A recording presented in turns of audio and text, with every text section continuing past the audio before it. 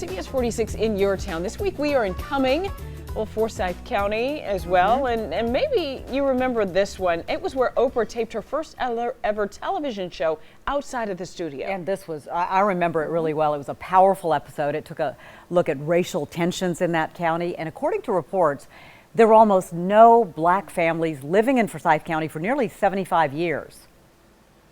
Well, Adam Harding this morning is live now with a look at that episode. And really, it was that episode which drew national attention, even international attention, Adam, and maybe led to some of the changes in Forsyth. Absolutely. And this county is one of the fastest growing counties in not only metro Atlanta, but the entire country. According to several reports, it's within the top 10 year after year for largest growth, certainly in the last few years.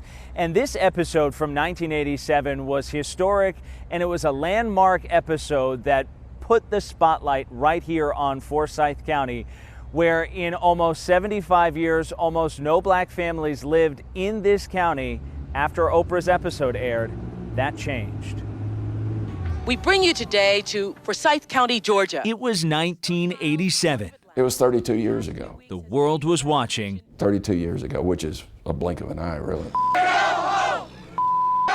As civil rights leaders were met with hatred. Back-to-back marches. Anyone that saw those images or that experienced it was taken aback. In a small county north of Atlanta. It sort of made your stomach turn to realize that this is your home community and this is what's happening. The troubling reality. Hardly any black families lived in the area for more than 70 years. I think Forsyth County, what made it different was that it happened in 1987 and that it was on display. It was televised. Daniel Blackman says he is the first black candidate to ever run for public office up this way. He ran for state senate not even 3 years ago. I think overall, we have a lot of work to do. George Perkle grew up in Forsyth. Race is a little uncomfortable to talk about in this county. It's not as uncomfortable as it was at one time. He's now a local historian. Fear does funny things to people. And I think that's the primary motivation for all of this. The tension dates back to 1912, when Perkle says most black families were driven out of the county following a series of racially charged attacks. 75 years later, peaceful protesters returned to Forsyth, hoping to bridge the divide. They were met with violence. When they got off the buses, immediately, people almost, it's like an ambush. Activists were determined to not back down. They came back a week later, preaching acceptance. It certainly got the world's attention. Change eventually came, slowly. The schools have diversified, they've changed, and because the schools are doing so well here, I think more families and people of color are wanting to come into the county, and that's where we are right now.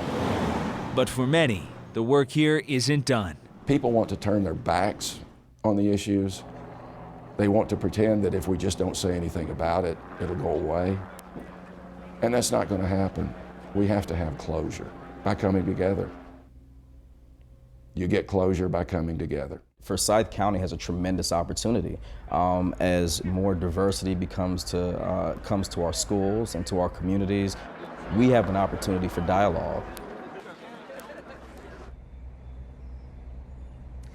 It was a powerful episode in 1987. It were those back-to-back protests that brought Oprah here to Forsyth County. And when she spoke with people who lived in the community, folks, the words that you heard on television that day, it's just hard to imagine that it was something that could be spoken in 1987. And keep in mind, we're so close to Atlanta, the birthplace of the civil rights movement, the birthplace of Dr. King.